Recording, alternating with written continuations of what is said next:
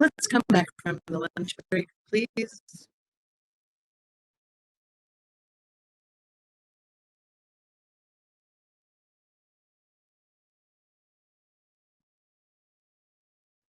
Good afternoon. This is a public comment session in the hearing on WQCC 23-84. This is a supplemental requirements for water reuse in the ground and surface water protection regulations. My name is Felicia Orth, designated as hearing officer. Again, this is a public comment session. I have approximately 6 names offering public comment during this session. We will also have sessions tomorrow at 9 and 1. And if we remain in the hearing on Thursday, the same thing, 9 and 1. And on Friday, if we are still in hearing, we will have public comment sessions then as well. Just a few things. I need to ask you to state and spell your first and last names. I need to put you under oath or affirmation, and then I need to keep your time limited to 3 minutes. Yes.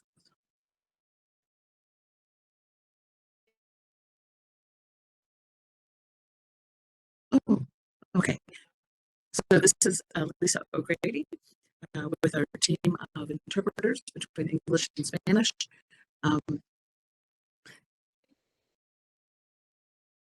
Mr. Maxwell, can you confirm whether you are hearing what I'm saying?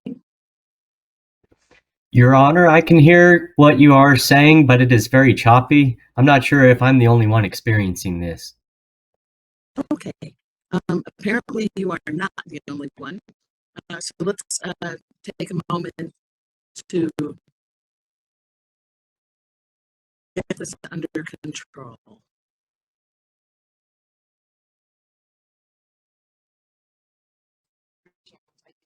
Okay, thank you. Let me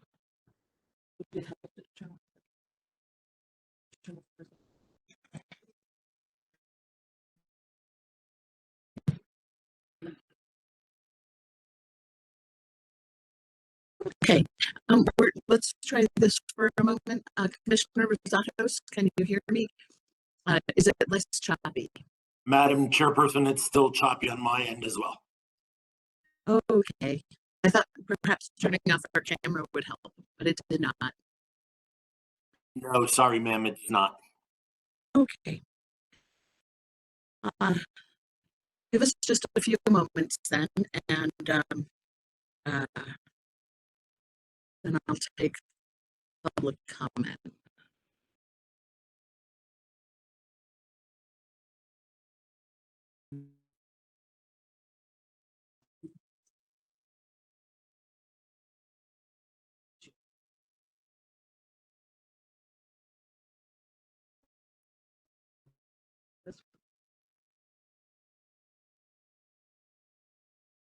All right.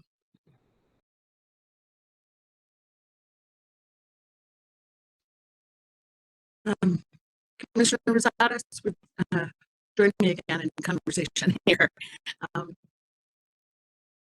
Yes, is it, Madam Chairperson, Madam Hearing Officer, yes, it is still choppy. I apologize.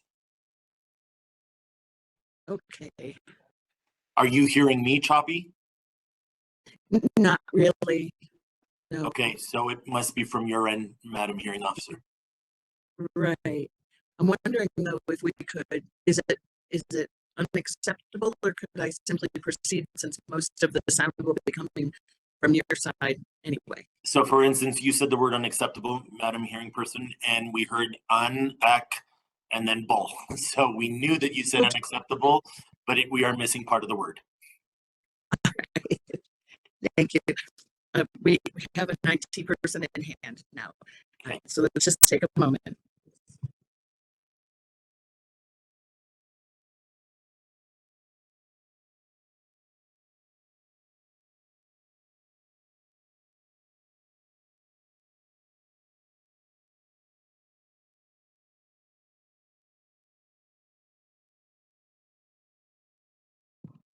Are you able to hear us? I heard that, yes. I also heard that. That was very clear. Okay, I think we're good.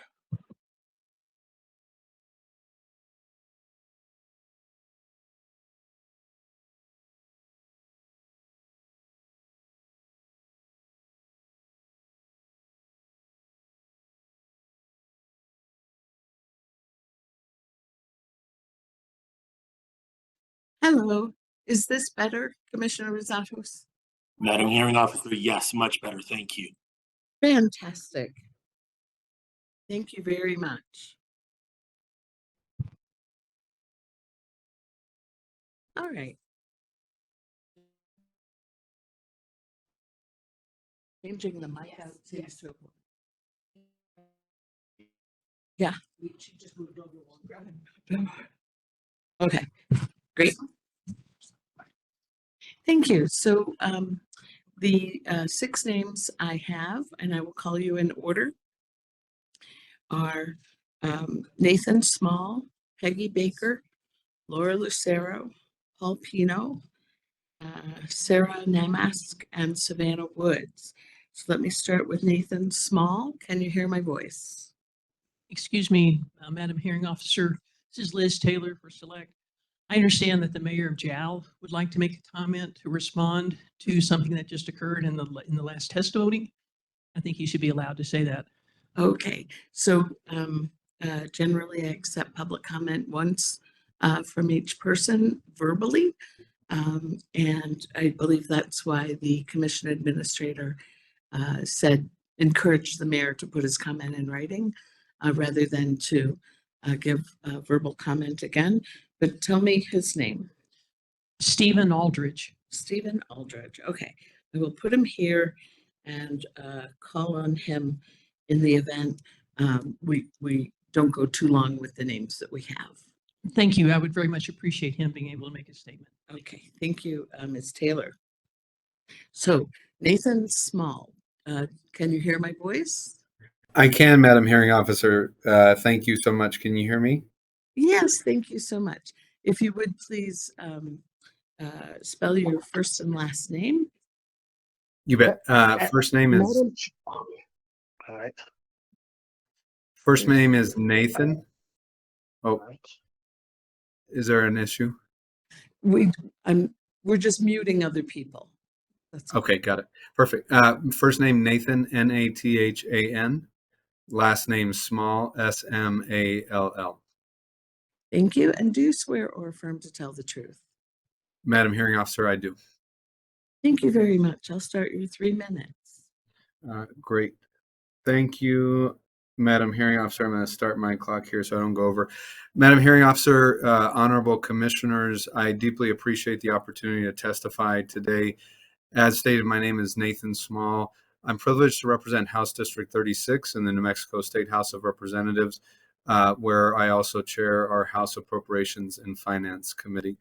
I want to briefly discuss, Madam Hearing Officer and commissioners, why I think passage of this reuse rule is important, why I support it, and why it fits into work that we have done and are poised to continue leading on here at the state of New Mexico. Madam Hearing Officer, honorable commissioners, I am very proud that in the last year we raised the New Mexico Environment Department budget by 27%.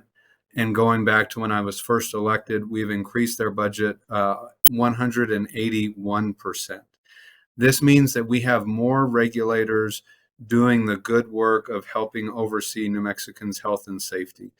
That is a key part of the Produce Water Act, which I was proud to sponsor and pass in 2019. That passed unanimously through the House of Representatives, nearly unanimously through the state Senate. That's helped save billions of gallons of water by encouraging and allowing for reuse within the oil and gas industry from treated produced water. In that legislation, we very clearly set out that any potential uses for any purpose outside of the oil field were fully governed by the New Mexico Environment Department. So we've invested in our regulators. We have wrote and passed clear legislation to give them increased authority. And now with this rule, we're poised to begin a very important process because, Madam Hearing Officer and Commissioners, as we all know, our surface water and our fresh water are over appropriated. We can't slice that pie too much thinner while we seek to continue to provide service and water to all those, including for ecological purposes. So that means as we diversify our economy, treated produced water, brackish water reuse is a very important part of diversifying our economy, growing our economy in a zero carbon and low carbon scenario.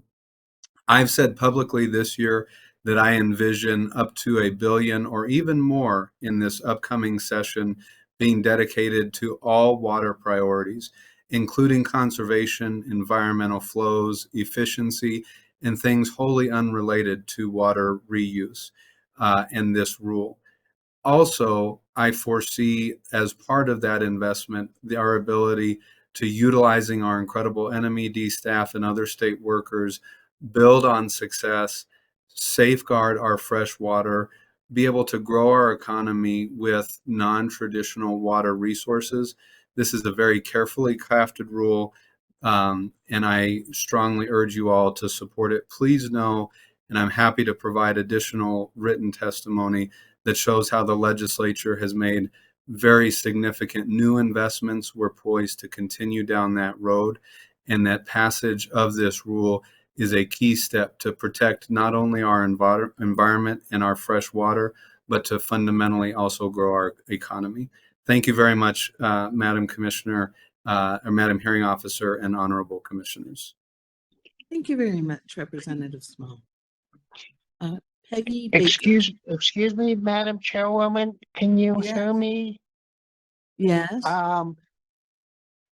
My name is John Foreman, and I have been scheduled for several days to speak at 1 o'clock on Tuesday afternoon. But my name was not one of the 6 people that you mentioned.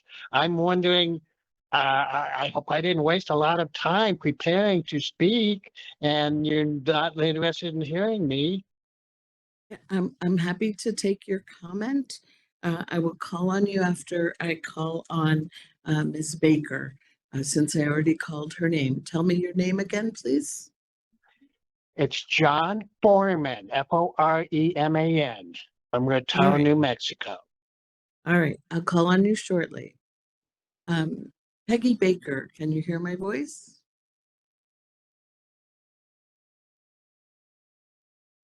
No, she may have stepped away. If she returns, I'm happy to take her comment. Mr. Foreman.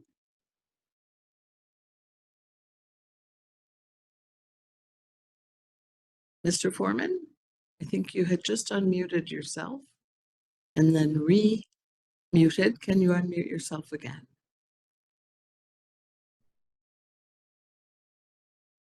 Yeah, I'm having trouble with my phone. They want to keep unmuting me, or they're muting me.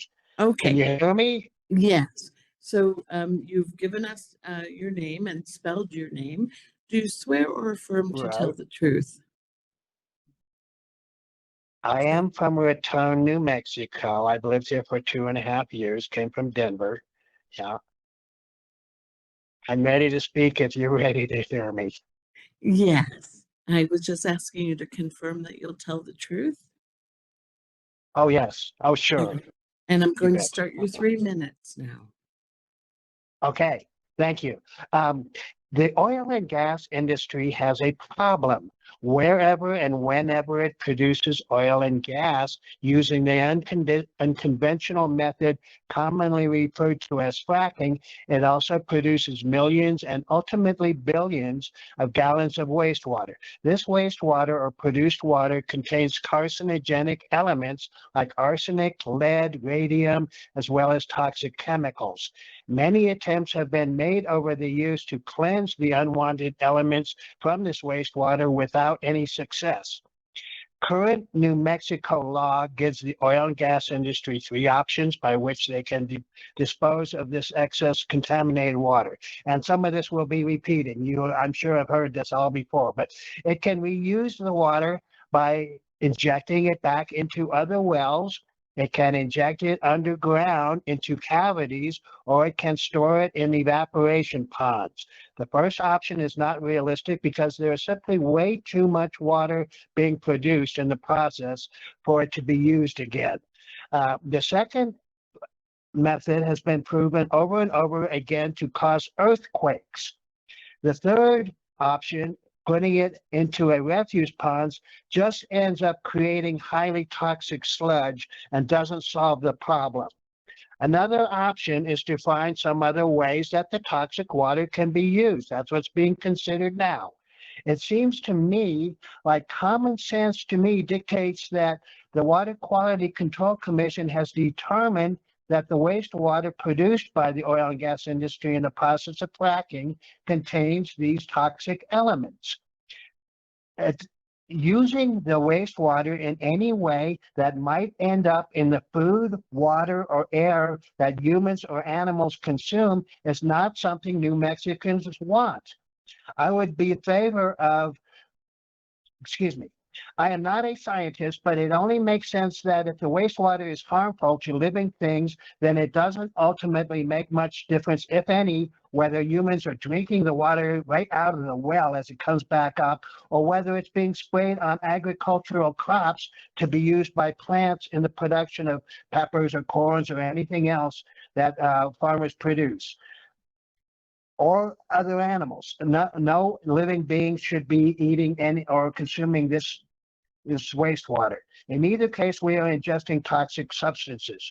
Without knowing what exact uses the produced water will be used for, my intuition tells me that if it has to be used for something, it makes more sense to use it in ways that won't allow it to be consumed by animals or people and get into our bloodstreams or our lungs. That And also Mr. goes for Foreman, using the please. water. Mr. sorry? Foreman, please wrap up. Yes. I've also read the results of reports that indicate that neither the board or any other state agency has developed evidence-based standards with which to determine whether the treated standards, in other words, you don't even know what is an acceptable level of toxicity in the effluent that is being produced. So it makes total sense to me that that would be the first step you would take, okay? The Okay, rest I had Mr. to say Foreman? is Mr. Foreman, yes. your time is up. I'm sorry. Okay, that's fine. Thank you for listening to my comments. And I invite you and anyone else in the room or on the platform who has more than what can be said in about 3 minutes to send your comment in writing to Pam Jones, and it will be made a part of the record just as though it had been spoken into the transcript. Laura Lucero? Laura Lucero, can you hear me? Yes, Madam Hearing Officer, I can hear you. Hello. If you would spell your first and last name for the transcript, please.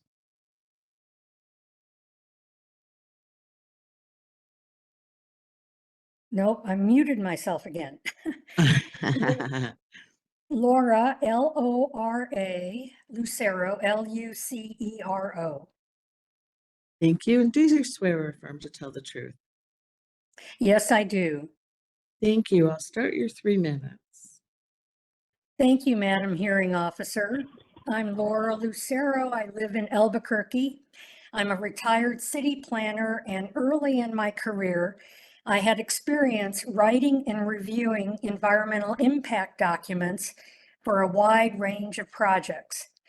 I have 3 adult children, a number of grandchildren, and 1 great-grandchild. That fact is relevant because I'm very concerned about the environmental challenges we face today, as well as the world that we are leaving for future generations. I've also been authorized to speak on behalf of the Progressive Democrats of America, Central New Mexico chapter. We oppose the discharge of untreated and treated produced water to ground and surface water. We have serious concerns that the industrial projects which this proposed rule would support will further entrench the oil and gas industry in New Mexico at a time when our top priority should be transitioning to clean and sustainable energy alternatives. I have read the proposed rule, and frankly, it raises more questions than it answers. What scientific standards exist for handling the produced water? The answer is none. Since we know, thanks to Jerry Redfern's investigative reporting in Capital and Maine, that New Mexico state agencies don't have the resources to inspect and enforce current oil and gas regulations, even the best rulemaking in an ideal world is already handicapped, which should give all of us some pause. Rules on paper are only as good as they are implemented and enforced. In New Mexico, the track record for such inspections and enforcement is dismal, which leaves the public at risk for serious health and safety violations. Finally, the proposed wastewater reuse rule is a solution to a big problem that the oil and gas industry has today: what to do with its toxic waste from fracking. I have a solution. Stop fracking. We know we must wean ourselves off of fossil fuels. Instead of trying to keep the oil and gas industry alive with questionable rulemaking, let's help the industry move towards a safer and more sustainable business practice. Explore the potential of geothermal technology, which I understand could be quite substantial in New Mexico. Many of the same skill sets that current workers in the oil and gas industry have might be transferable to the geothermal industry. I urge the Commission to think long-term, think outside of the box to find a solution. Please reject this proposed rulemaking. Thank you, Madam Hearing Officer. Thank you, Ms. Lucero. Paul Pino. Mr. Pino? Hello. Hello. If you would spell your first and last name for the transcript, please.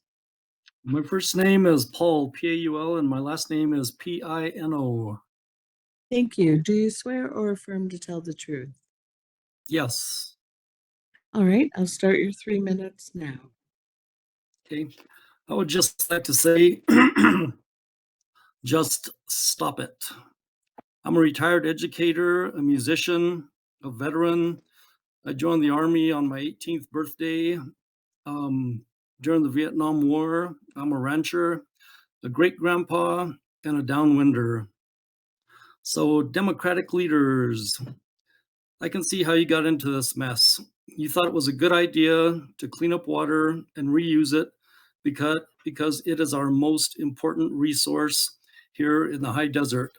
But now that you know the liquid waste will not be clean, please stop this scam that you have fallen into.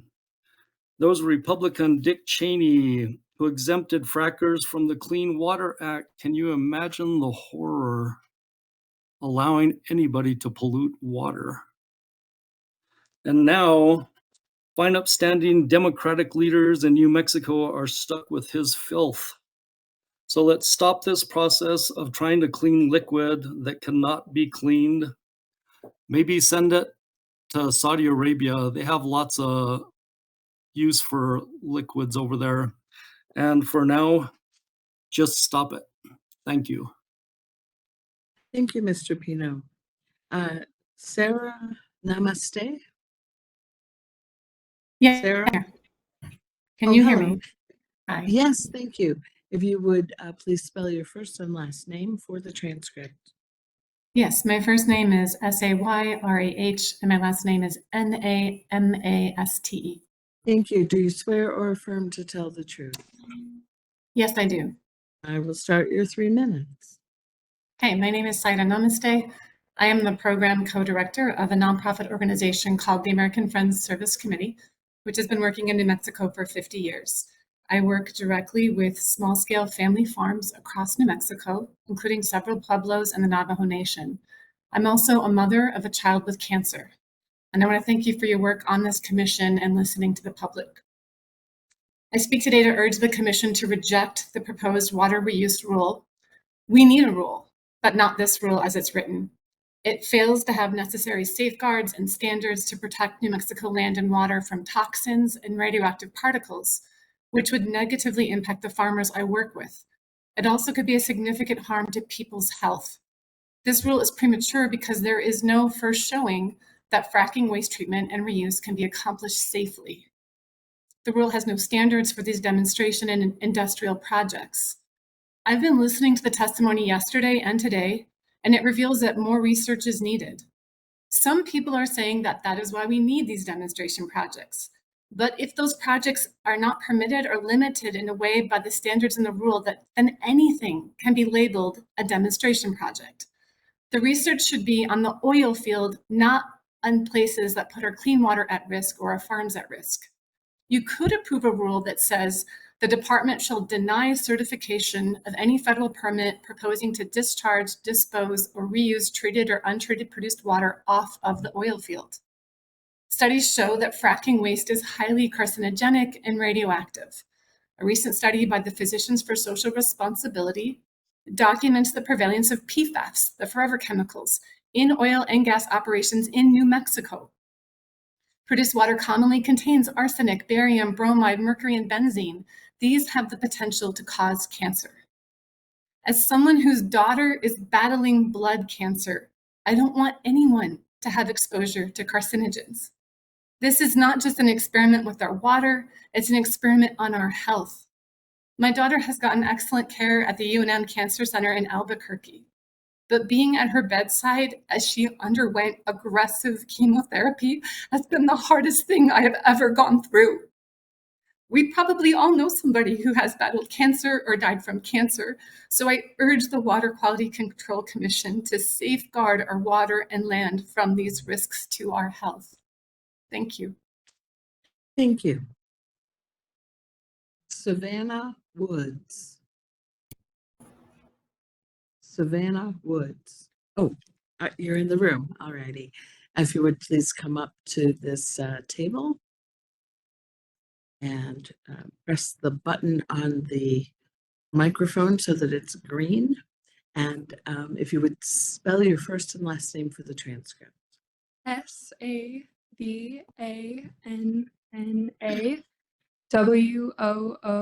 WOODS. Thank you. And do you swear or affirm to tell the truth?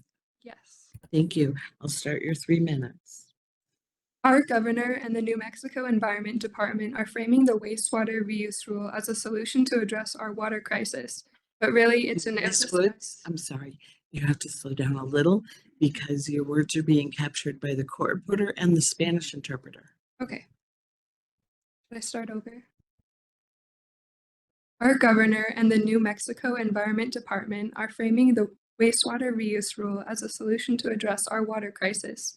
But really, it's an ill-disguised attempt to solve the oil and gas industry's wastewater problem.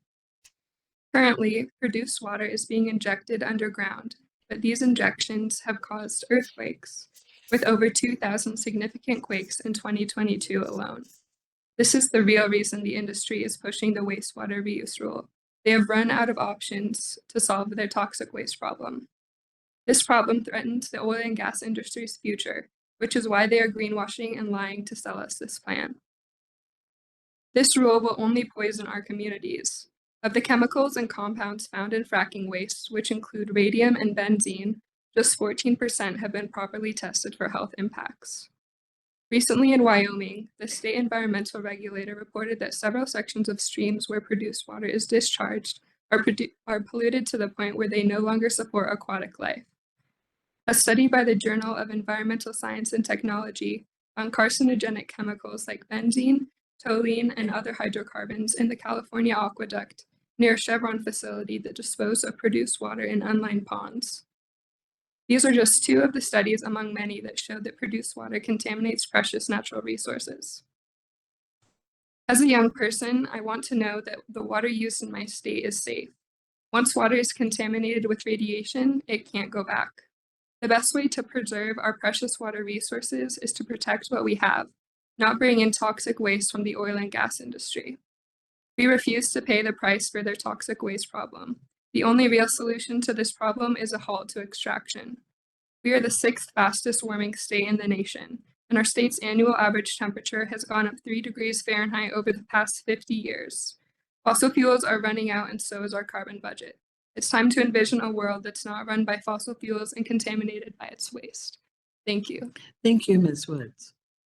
Is there anyone else in the room who would like to offer public comment? There will be more opportunities, but please come up to the table. If you would state and spell your first and last name. Hi, my first name is spelled Astrid, last name Larson. Thank you. And do you swear or affirm to tell the truth? I do. Pull the microphone a little closer to you. There you go. I'll start your 3 minutes. Good afternoon, Chair, members of the Commission, and hearing officer. My name is Astrid Larson, and I'm coming to you as a New Mexican, born and raised, committed to environmental justice and keeping our water clean. When I first started thinking about what I would choose to say to you all today, I found myself really struggling. Because what me and all the other dozens of people commenting are asking for you to do is not to poison us. And that sounds crazy to say out loud. Produced water is not clean. It has been found to contain high levels of arsenic and lead, as well as other radioactive and carcinogenic materials. To think this is the water you want us to buy from frackers to use for our agriculture and our daily lives is almost unfathomable. People living in towns like Artesia and others by the Permian Basin are already facing the consequences of these toxic substances. There are many reports of New Mexicans with cancer and other health issues, and a state where healthcare inequality is already a major issue. When plans like Water Reuse Rule 2348 are introduced into our livelihoods, it disproportionately affects our Latino and Indigenous populations, who are a majority in this state. These bills contribute to the long-standing environmental injustice and racism in a state that prides itself in its so-called diversity and multiculturalism. These fracking companies and corporations are not our friends. They do not have the best interests of us, of New Mexicans, in mind. There are no safety and environmental protections in place that serve the people that you are intended to protect. So I end my comment today urging the Commission to reflect on what this rule really means to the state of New Mexico and to say no to this rule and introduce real water safety plans that will help, not harm, me and all other 2.1 million people who are living in this state. Thank you. Thank you, Ms. Larson. Is there anyone else in the room who'd like to offer comment during this comment session? There will be other opportunities. The next one will be 9 a.m. tomorrow morning. Okay. Is there anyone else on the platform aside from Mayor Aldridge who would like to offer comment at this time? No? All right. Mayor Aldridge, are you on the platform? Yes, ma'am.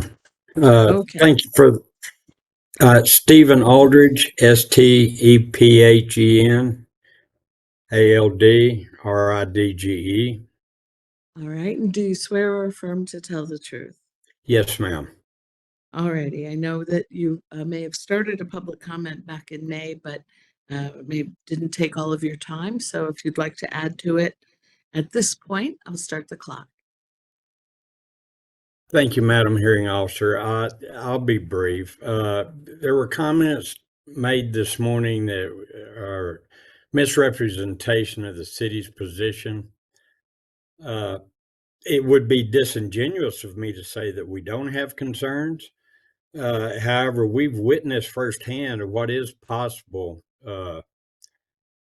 during a pilot project just west of here.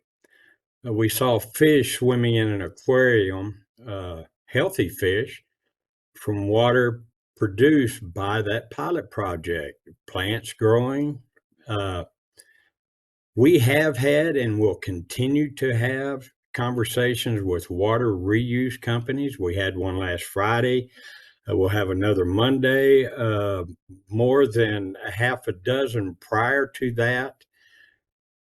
We we live in the epicenter of the fracking going on down here. And we also see the possibilities that avail themselves with the reuse of water made available.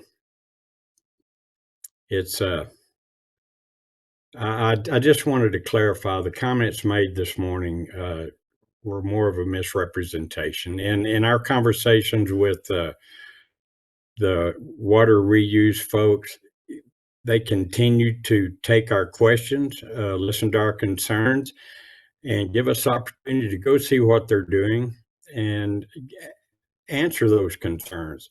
We left the pilot project, went a quarter of a mile across US 285 back into New Mexico to a water recycle facility.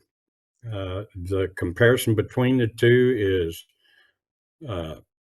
remarkable, but we've seen it, and we're ready for rules and regs to be established to get some reuse outside of industry.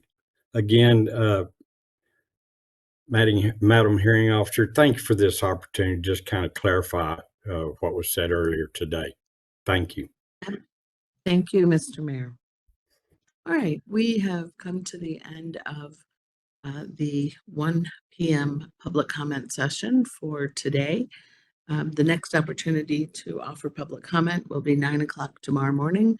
There'll also be another opportunity at 1 o'clock tomorrow afternoon, probably subsequent opportunities as well.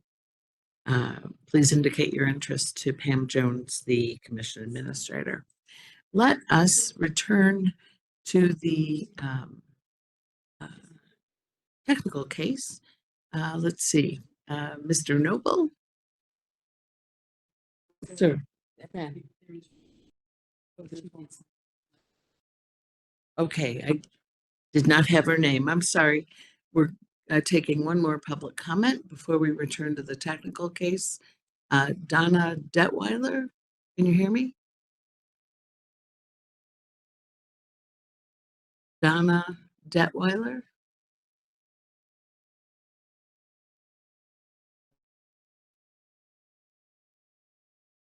Have you unmuted her? Ms. Detweiler, can you hear my voice? Yes, hi, am I on now? Yes, now you're on. Would you please? Okay, my apologies. I had left because I thought the hearing was over. Okay, hold on. Would you spell your first and last name for the transcript, please? Donna, last name Detweiler. Thank you. Do you swear or affirm to tell the truth? I do. I'm going to start your 3 minutes now. Thank you. Good afternoon. I teach garden at an elementary school in Albuquerque, and I'm speaking on behalf of the rising generation that will have to live with the messes we allow to poison their future. I also speak for their teachers and parents who have to deal with the consequences. The proposed rule allows dangerous pilot projects that could have irreversible consequences that damage precious groundwater supplies. I want my students to be able to eat produce directly from our campus gardens and any other farm fields without worrying if it's been contaminated by radioactivity or other secret unknown ingredients of oil and gas extraction. It's time to stop coddling an industry that foists its hazardous waste on future generations, our kids and grandkids. Even though I work for a school that benefits from oil and gas royalties, I say we don't need the royalties badly enough to justify this specious experiment. As my shirt says, do unto those downstream as you would have those upstream do unto you. That's Wendell Berry. Please think like a watershed. In response to Mr. Small's contention that increased funds for enforcement will mean that health and safety will be upheld, I say that prevention is much more effective than trying to clean up contamination after the fact. Thanks for your consideration. Thank you very much, Ms. Detweiler. And now, oh, ma'am.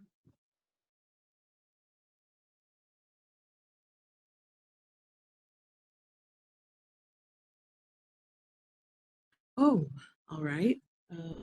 Ms. O'Grady? Haven't received any chat indicating, so if you could please. Come up.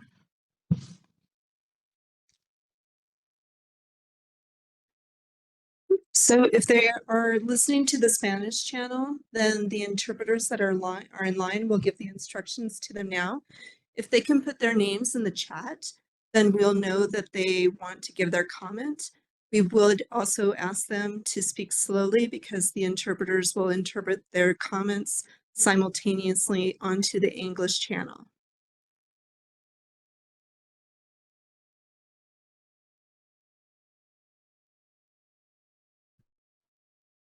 Thank you, Ms. O'Grady. I also am now seeing, my apologies to Mr. Noble. I'm also now seeing Ms. Baker on the platform. And I believe I called her name earlier and we didn't see her. Ms. Baker, can you hear me? Yes, this is Peggy Baker, and Oh, I was in touch. Can you hold hear on, me? hold on.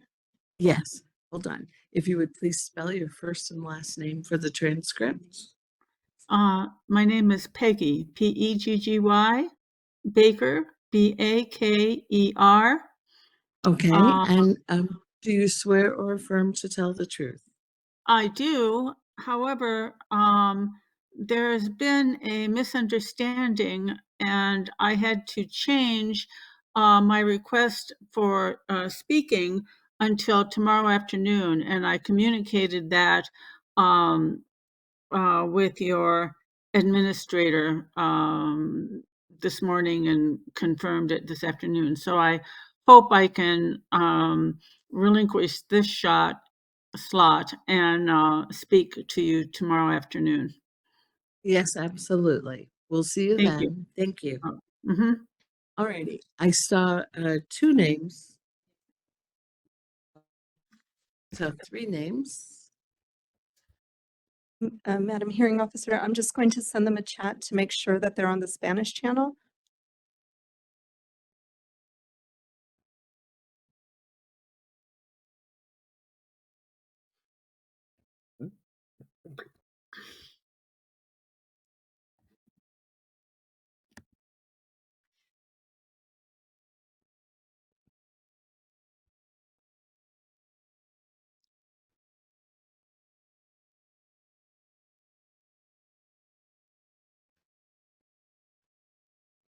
Thank you. So I have three names from the Spanish channel. Marbeli Colindres, Blanca Diaz, and Maria Olivas. So let's start with Marbeli Colindres.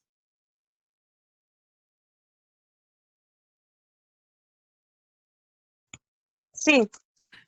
Would you spell your first and last name, please? Ok, mi Oh, hold nombre on. es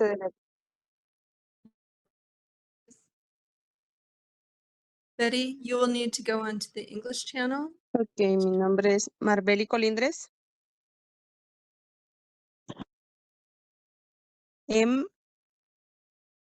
Se lo voy a decir en español. M-A-R-B-E. Señora, momento, por favor.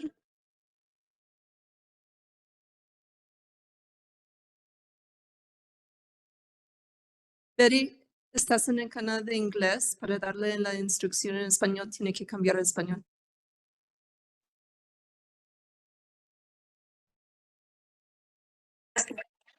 Sí. Sí.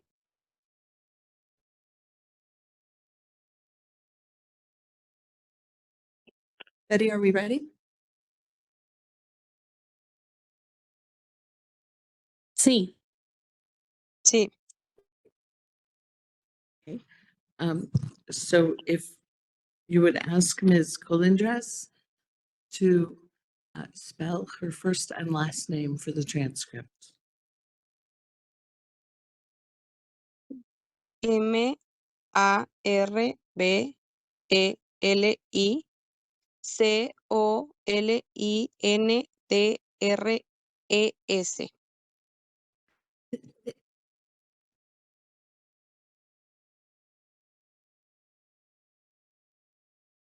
Thank you. And if Ms. Colindres would confirm that she swears or affirms to tell the truth. Sí, lo prometo.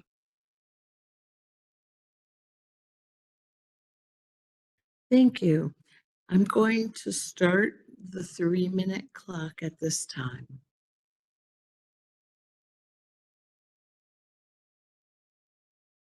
Ok. Buenas tardes, presidente y comisionados.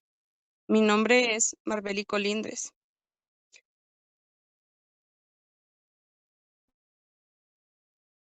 Soy residente del condado de Santa Fe y estoy aquí representando a Edgar, Poder Familiar y a la comunidad centroamericana.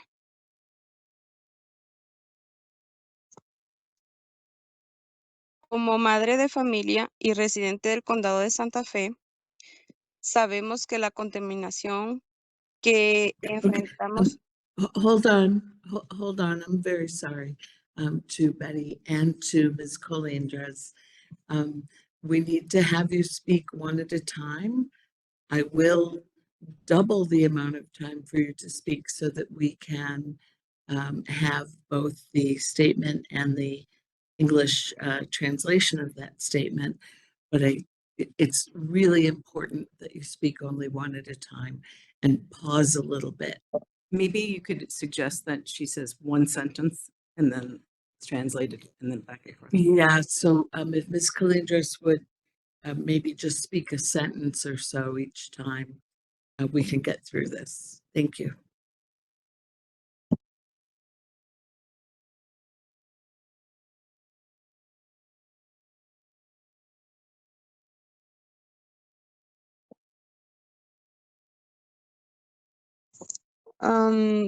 ¿Quiere que haga pausas?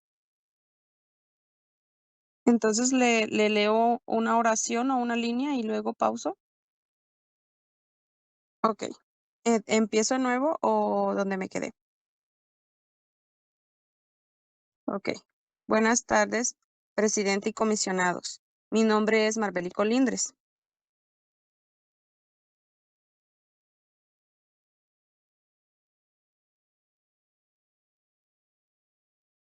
¿Prosigo? Soy residente del condado de Santa Fe y estoy aquí representando a Edgar, Poder Familiar y a la comunidad centroamericana.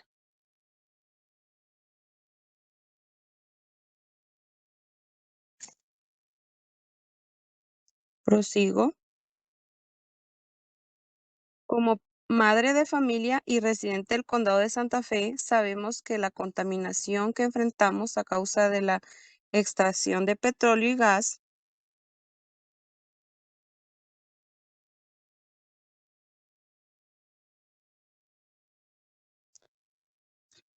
prosigo, no son solo químicos tóxicos liberados. Ok.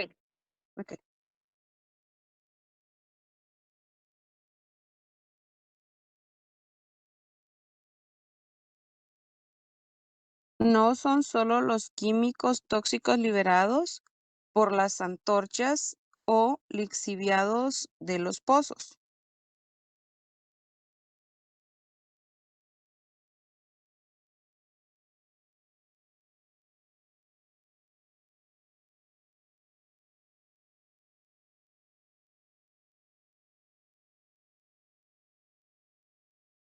Sino también los desechos líquidos tóxicos creados por el proceso del fracking.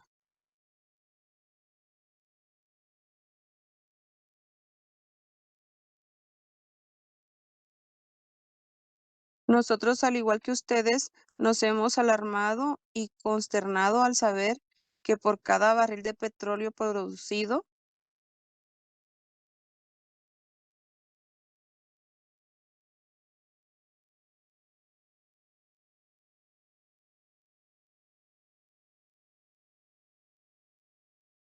se generan 4 veces más desechos. Estos desechos líquidos son extremadamente peligrosos.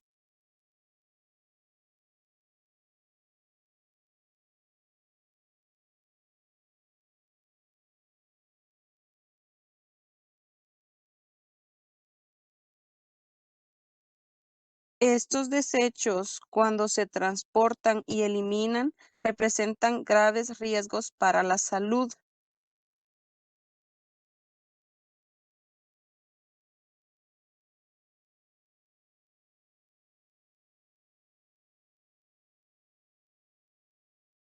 Para la salud de la comunidad de todo nuestro estado y especialmente de nuestras familias e hijos.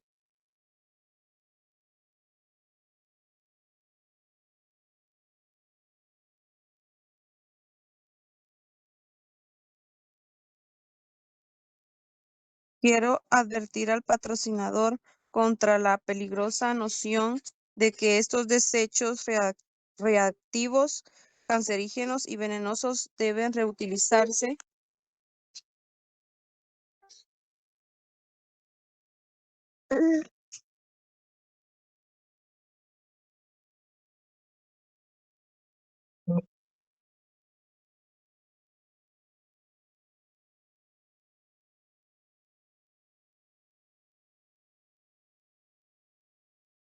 Especialmente sin ningún estándar de tratamiento científicamente probado.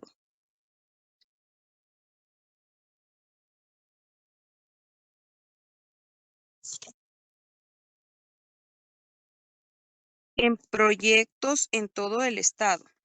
Estamos muy preocupados de que las agencias estatales responsables de la producción de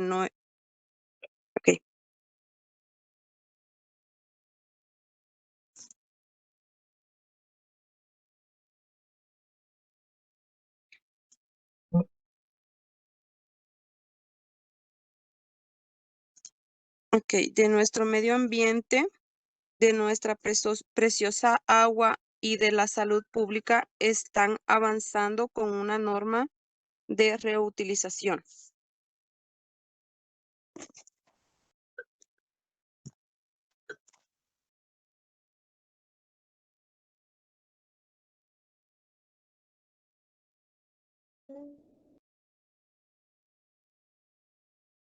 Bajo la presión de la industria que no está científicamente justificada ni es sólida.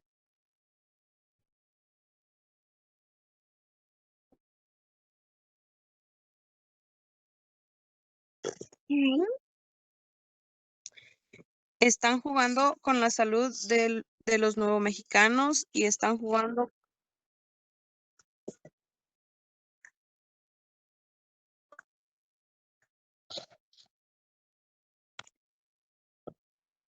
jugando con nuestro futuro y debemos tomar una posición para exigir que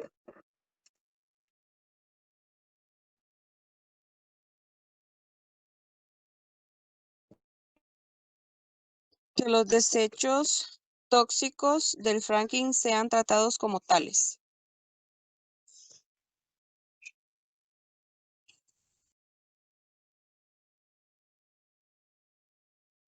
No tienen lugar en nuestras comunidades. Gracias por defenderse para proteger la salud pública y el medio ambiente.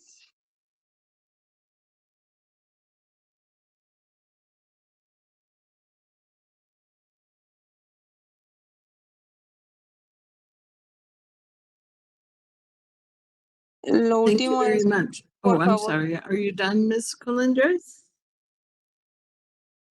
sería lo último, por favor, vote a esta resolución hasta que haya protecciones suficientes. Gracias.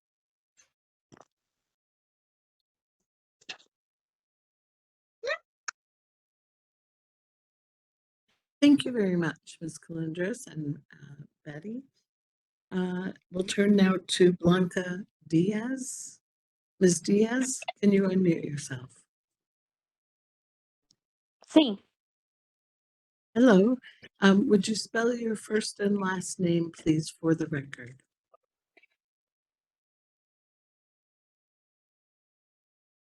Blanca Diaz.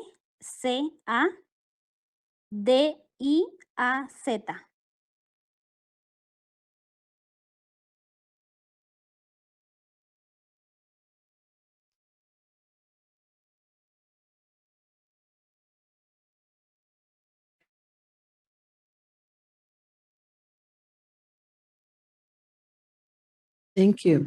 Do you swear or affirm to tell the truth? Sí. Thank you. I'll start the time now. Please speak slowly and just a sentence at a time to allow the court reporter, excuse me, the interpreter to interpret. Ok. Buenas tardes, presidente y comisionados. Soy residente del condado de Santa Fe y estoy aquí representando a Erker Poder Familiar.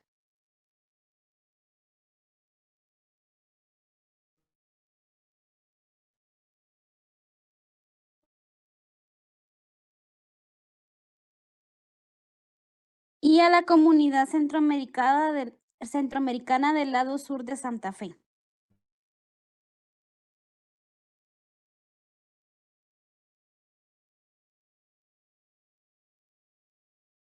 Como padre de familia y residente del condado de Santa Fe, sabemos que la contaminación que enfrentamos a causa de la extracción de petróleo y gas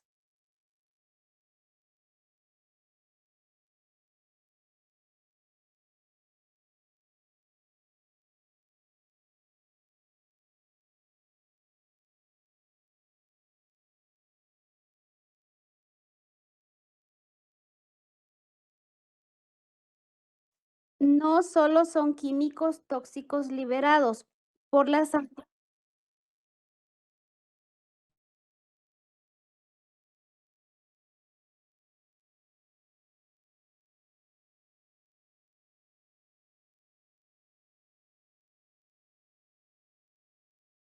antorchas o lixiviados de los pozos, sino también los desechos líquidos tóxicos creados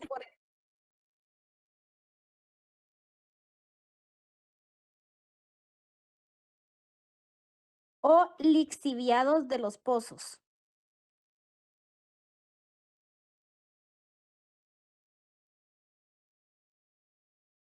Sino también de los desechos líquidos tóxicos creados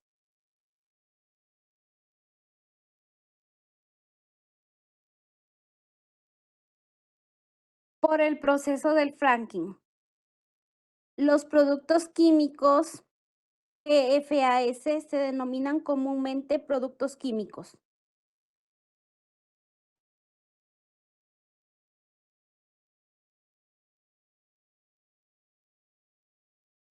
Permanentes porque incluso después del tratamiento, estas sustancias pueden permanecer.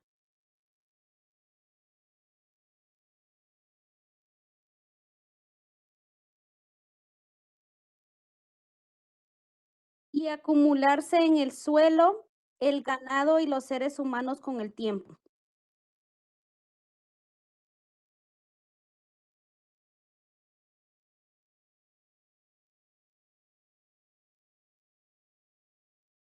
Como madre joven y embarazada en este momento, pienso en nuestro futuro y el futuro que queremos para nuestros hijos.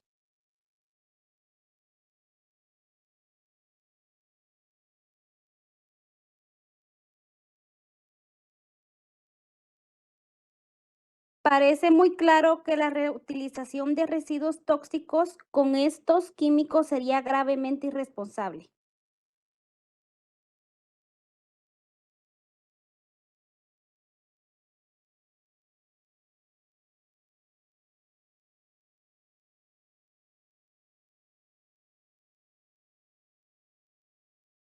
Estamos muy preocupados de que las agencias estatales responsables de la protección de nuestro medio ambiente Estamos muy preocupados de que las agencias estatales responsables de la protección de nuestro medio ambiente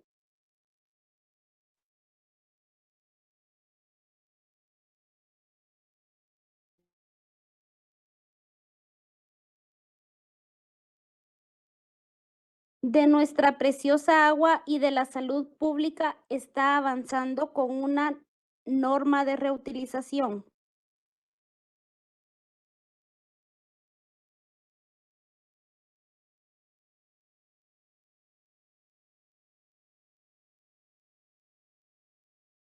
bajo la presión de la industria que no está científicamente justificada ni es sólida.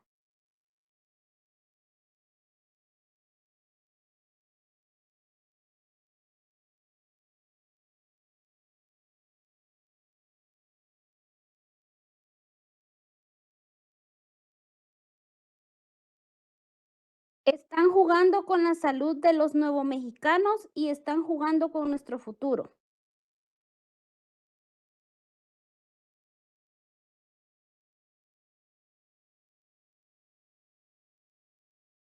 Sí, debemos tomar una posición para exigir los desechos tóxicos del fracking sean tratados como tales.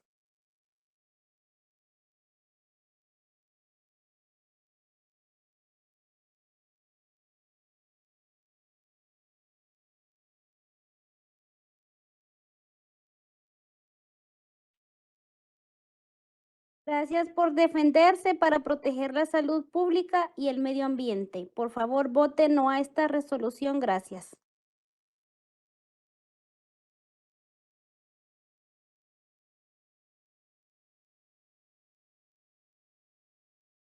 Thank you very much, Ms. Diaz. We're going to take a moment for the interpreter to switch.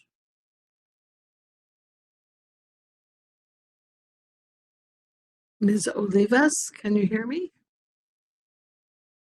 Maria Olivas?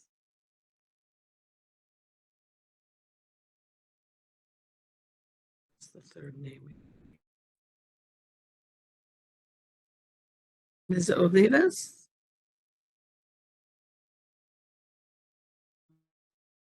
Oh, you don't, okay.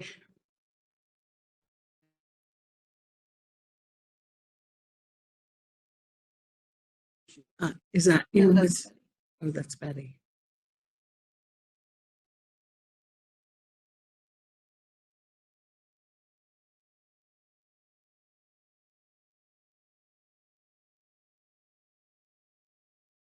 Thank you. The interpreter just also asked for Ms. Olivas and had no response. She may have had to step away.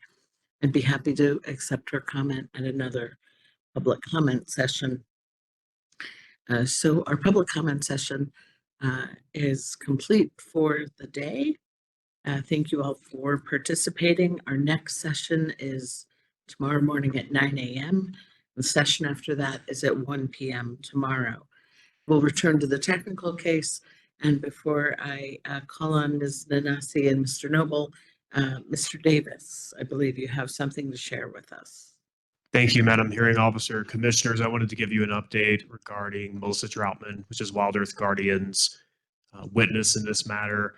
I have consulted with the parties about possible paths forward, and I could not come up with a proposal that was acceptable to all parties.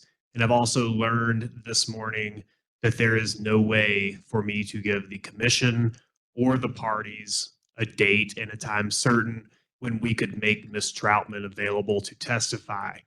Therefore, we are not going to move for any accommodations for Ms. Troutman's testimony, and we will not be moving to admit her testimony. Thank you. Thank you, Mr. Davis. In the event something changes before we adjourn, please let me know. All right, let's go back to Ms. Nanasi. Mr. Noble, when we broke for lunch, Chair Thompson was in the middle of his questioning of Mr. Noble. So, Mr. Thompson, Chair Thompson. Thank you. And again, thank you, Mr. Noble. So when we broke, I was questioning you. We were talking about pilot plants, and it appears to me that we need ability to do pilot testing in order to develop the technology to manage this. Do you agree with that? Yeah, and just to confirm I'm understanding you correctly, I think there is a difference between a facility that kind of gets its testing done as it's going on the ground versus, I guess, what's called, bench scale, something that, is honed and perfected in a laboratory setting. Yeah, Okay. I think bench scale is commonly expected to be done in a laboratory, whereas pilot scale is usually in the field. Yeah. And that's certainly my understanding. Okay, and if you're running the question by me based on my knowledge on this topic, I think a bench scale, a laboratory setting is at least initially more appropriate because if things can be controlled, whereas once you're doing pilot on the ground, it does lay room for greater risk. So I agree. But you're not a design engineer. Absolutely not. And do you think it's reasonable to expect generation of data or information for designing a full-scale facility based on a bench-scale pilot test? And this is, as you pointed out, this is getting out of my area of expertise. Okay. Yeah. And we don't know why either Fairmount or Clearwater facilities were not successful. Clearwater claims that it was economics. Well, what we know, and I think the New Energy Economy has a scientist who has a much deeper background in the chemistry of produced water, but is that they were unable to safely and appropriately remove the contaminants in the waste stream and treat it. And as it's been told to me by scientists, and I rely on these people as sources, is that when you have quite a lot of salt, it makes certain geochemical processes difficult. Just the matter of the high salt content alone makes the use of various membranes more challenging. Okay, I'll buy that. And perhaps, I think you're referring to Dr. Vingosh. Absolutely. Yeah. Perhaps he can help us understand what happened with those other facilities. I think with more scientific rigor than me, yes.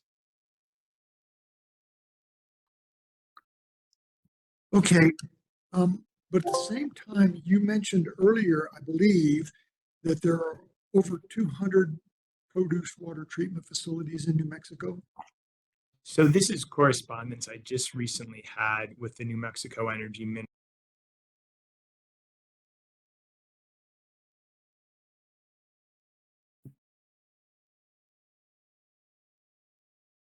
They said there are approximately 205 active produced water recycling facility registrations. Okay, and so you assume that these are full-scale facilities, not pilot facilities. I'm just learning about this information as I tunnel down this pathway. One question I have is, well, how many are currently operating? And they were the appropriate regulatory agency to ask that question. I've sent back some replies where I try and parse the nature of these facilities in more detail. Just for the record, excuse me, just for the record, that has been uploaded into Dropbox at 3 o'clock in the morning, and it's Exhibit 29.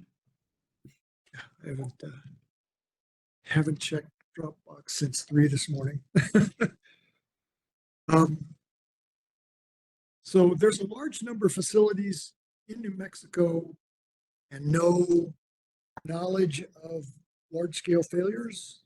Well, this is where I am actually alarmed by the responses I received from the regulatory agency, because I asked them, and what I was looking for were inspection reports, because that would be one indication of whether things are going wrong or whether the facilities are operating smoothly. So I asked them, does EMNRD or any government agency regularly inspect these facilities? And can you lead me to a web page where I can easily view and download these inspection reports? Oh, apologize. I'm going to read through that sentence again. I went back to the fast pace. I'm sorry. My question to them was, does EMNRD or any government agency regularly inspect these facilities?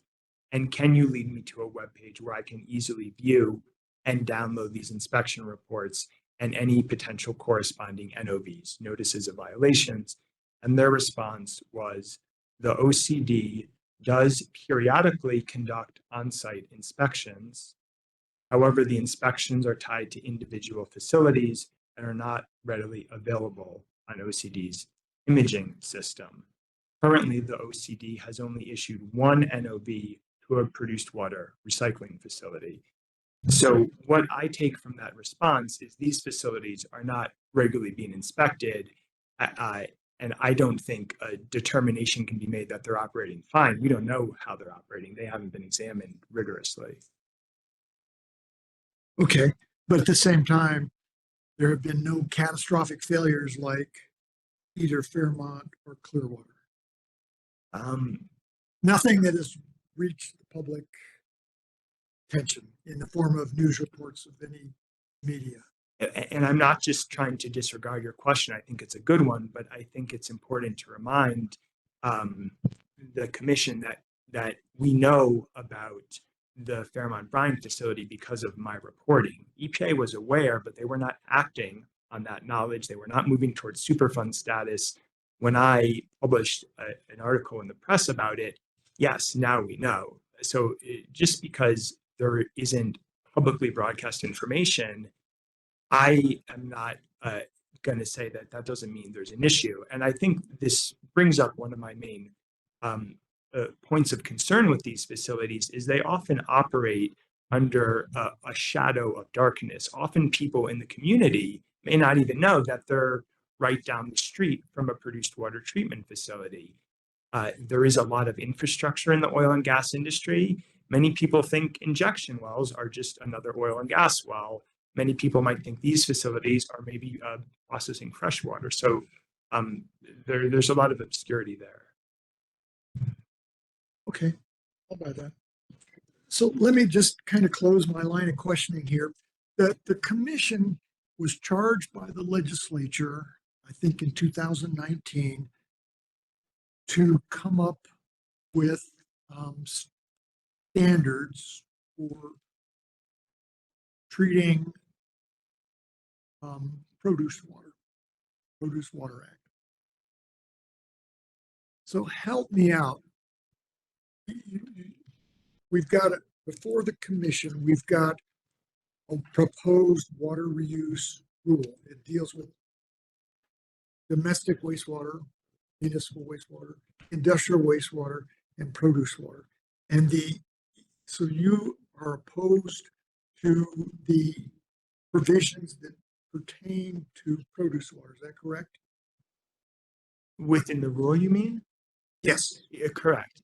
Yeah. I think it enables room for some of the problems that I've seen throughout my reporting in its current wording. Can you offer any suggestions on how we can modify the proposal to address the concerns that you've raised? Yeah, and it's my understanding that New Energy Economy has submitted an amendment or an amended rule that addresses some of the concerns that my testimony has raised. And have you read those? We've just been discussing it recently. So I think some of the things that are laid out is, for one, there needs to be a provision for norm, what the industry, norm, NORM, and that is an acronym for naturally occurring radioactive materials. It's a shorthand way of saying the industry needs to demonstrate that they are aware of these risks and paying attention to them. And that is not in the present rulemaking. That is one very important point. And then as I see it, another important point would be to, before you enable, again, an on-the-ground pilot that poses risk to the water supply, to the community, and to the workers as well, that facility, operators would have to demonstrate, again, this idea of bench skill, demonstrate in a more controlled setting that they can really do this. And I am not saying how that should be done. As you pointed out, that goes beyond my ability to analyze. But what I have seen is that the pilot project ends up being the project, and it's done in the real world. And if it doesn't work, it contaminates the real world. And I think we would want to try and avoid that sort of scenario. We had testimony yesterday from Mr. Gong that the regulation, proposed regulation, doesn't describe or doesn't identify what a pilot project would be. If we put some kind of a maximum scale on a pilot plant, say 5 gallons a minute, 10 gallons a minute, 500 barrels a day or something like that, something that could be contained, would that satisfy some of your concerns? Small scale as opposed to full scale. So just to make sure I'm understanding you correctly, so to ask submitting companies the ability to demonstrate that they can do this on a small scale before ramping up to a large scale. Yes. Yeah, I think that that type of reasoning is really appropriate here. So perhaps we could modify the reg so that it would say something like pilot scale projects must be smaller than X barrels per day. And then they should offer complete containment. So that might be double wall pipes. It might be double liners on any containment structures or something like that. What you're saying sounds reasonable, and I think again another really important point is to ensure that these operators understand the complexities of these projects. I mean, ask them to analyze what went wrong out there. They should be able, if they can do a facility that's going to work, they should say this is what Clearwater did wrong, and how we're going to do it differently. That sort of demonstration that they really understand that they're entering a complicated geochemical terrain, not just a simple treatment system. So let me ask one last question. You focused on norm. I understand, but that's not the only carcinogen in this soup. Should we also be worried about other carcinogens? Yeah, it's a great question. Radioactive elements are interesting. It's complex, but you can track radioactive elements in a way that you cannot track and trace benzene, for example. Benzene has many sources, and it's difficult to fingerprint. Where is the benzene coming from in the oil field? Because of the chemistry of produced water, researchers like Dr. Vengash can look at a variety of things. They can look at the relationship between different isotopes or forms of radioactive elements. They can look at the daughter products that these elements decay into, and they can really build a powerful picture of the signature. This is demonstrated in my book, relying on some very important cases from Louisiana. Radium has even been tracked into the bodies and bones of oil field workers. That's much more difficult to do with some of the other contaminants. This is one of the reasons I focused on it. But certainly, yes, there are other concerning contaminants. I'm getting kind of wonky here. If we had a produce water treatment facility that removed radium, but it also removed arsenic, now we're subject to both RCRA as well as AEC, Atomic Energy Act. So it becomes a mixed waste. Well, this is interesting. As I conveyed, the oil field waste is exempt from the subtitle C of RCRA. They also are not regulated under the Atomic Energy Act. So, and this is, I think, part of, and I'm glad you're digesting it, part of what I want as a takeaway here is that these different exemptions, and I certainly understand, RCRA is a very interesting, the Benson and Bevel Amendments is a very interesting exemption. It came about after the oil embargo in 1973, when the US wanted to be reliant on our own energy sources and not rely on foreign oil sources. This makes a lot of sense. And I think, there's valid arguments that being reliant on foreign oil sources puts the country in a security risk. But to do that, the oil and gas industry needed this exemption because if it was too well regulated, it would be cost prohibitive. And that's one of the things the exemption enables. But where it runs up against the wall of public health is have workers who are covered in sludge. And in one instance at a facility I haven't spoken about yet, we were able to test the boots, the headlamp and the hard hat of one of these workers who was covered in sludge. And the sludge had radium levels that were far above EPA limits for Superfund sites or uranium mill cleanup sites. Now, by the letter of US law, that's, quote, non-hazardous waste. But, you know, I tell this worker's family, because often these clothes are washed in the family washing machine, that it's non-hazardous. I mean, it's inappropriate at this point. So what I'm trying to say in answer to your question is the current exemptions create the possibility of sloppy operating practices and ill-informed operators to get involved in this very sophisticated treatment process. Okay, well, thank you very much. I appreciate it. Again, thank you. Catch up on your sleep. Thank you, Chair Thompson. Commissioner Bayless, do you have questions? Commissioner Brinkert. I do not, but did the oil and gas folks tell you what did they call these facilities that they had? They were regulating OCD. Oh, you mean my communication with New Mexico? Oil Conservation Division. Yeah. Yeah, hold on, because they did make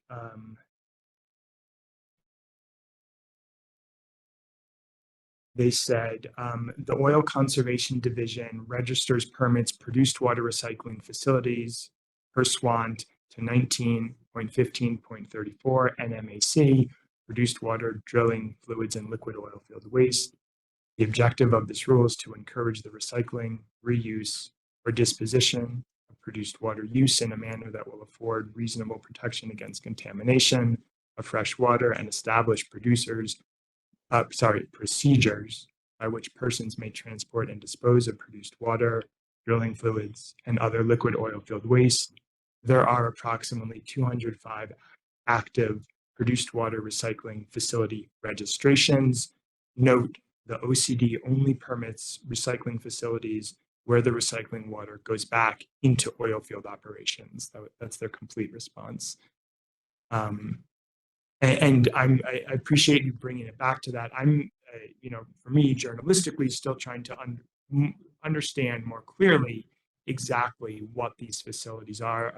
Note they say 205 registrations. Does that mean 205 operating facilities? You know, there's still a little bit to be parsed out given the replies to me. Sure, I encourage you to look at that regulation, 19.15.34. It defines what a recycling facility is, what a recycling containment is. Normally, a recycling facility includes a recycling containment, which is essentially a huge pond where the produced water goes into. Then, when it's needed at a well, it's moved to the well.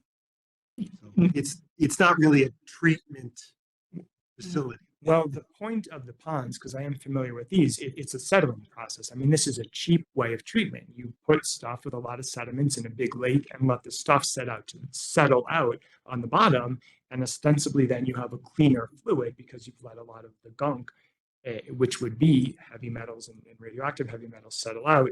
Another point of concern in those replies was that material is often called sludge. Sometimes it's called tank bottoms. And I asked EMNRD what is happening to the sludge, and they replied, the OCD does not currently track the amount of sludge generated from a recycling facility. Now, this is, again, concerning to me because we would expect that sludge to have high levels of heavy metals potentially high levels of radioactive heavy metals potentially high levels of volatile organics. And we want to know where it's going. Is it being appropriately disposed of? Whether it can be defined as non-hazardous by the Benson and Bevel Amendments exemption, it certainly has hazardous properties. And OCD is saying that they don't track it. I think that's a point of concern. Where is it ending up? And what are the levels in it? I'd encourage you to look at that regulation. It sort of is a cradle to grave regulation with financial assurance, closure requirements, et cetera. So a lot of the answers are in that rule. I'd say we should copy that rule, but that's just the reality. I have no other questions. Thank you. Okay, thank you, Commissioner Vihel. All right, thank you, Commissioner Rosatos on the platform. No questions, Madam Chair, Hearings Officer. Thank you. All right, thank you very much. We return now to questions from the parties, but we've been sitting almost an hour and a half. So let's take a 15-minute break, come back at 2:40, and then we'll start with the parties. We need to say anything about it.